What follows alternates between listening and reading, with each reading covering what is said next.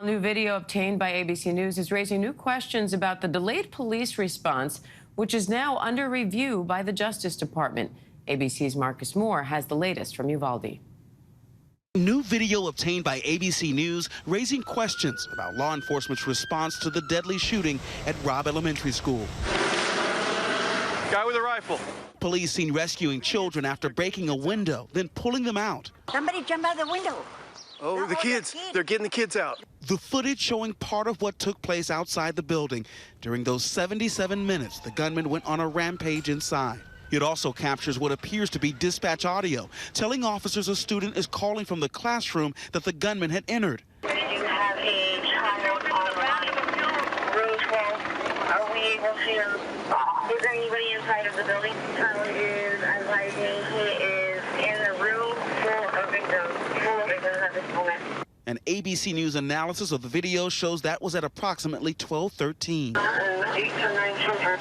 Again at 12:16, she's called back and said there was 8 to 9 students alive.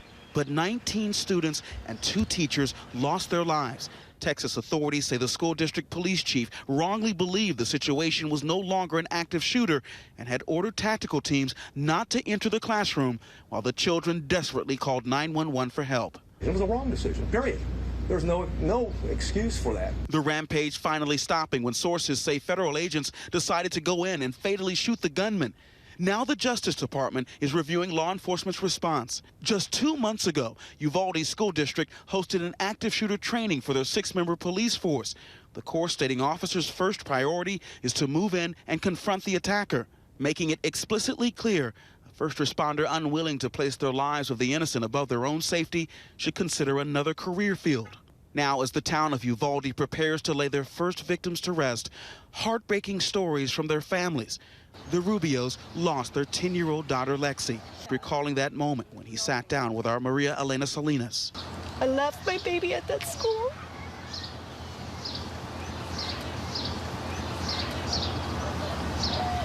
I'm her mom. She can't make good decisions. Who else is there to blame? 9-year-old survivor Daniel Garza, who lost his cousin in the shooting, telling us what it was like as students waited to be rescued. His teacher, Elsa Avila, was shot 2 times but survived, locking the door before the gunman could get in. She ran to the door quickly. She got her key. She broke the key in, and then she was running because she got shot, and then she just like dropped on the floor, and then she was like playing dead. Following his visit with the families, President Biden calling for Congress to act, saying he's hopeful rational Republicans will negotiate. The pain is palpable, and I think a lot of it's unnecessary. So I'm going to continue to push, and we'll see how this works. And Marcus Moore joins me live now from Uvalde, Texas.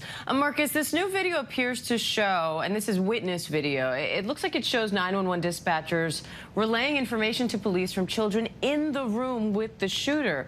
But the Texas Department of Public Safety chief said on Friday that information may not have been relayed to officers at the scene. What do we know at this point about what those officers at the scene knew?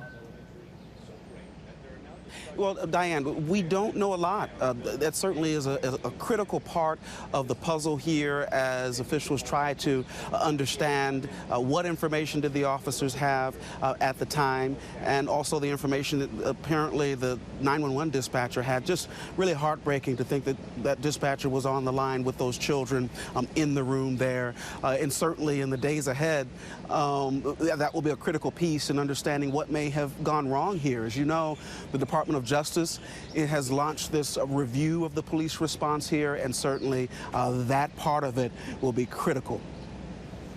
Now, some lawmakers there are now calling on Governor Abbott to convene a special session to address gun violence. How likely is that to happen, and what kind of change are they looking for?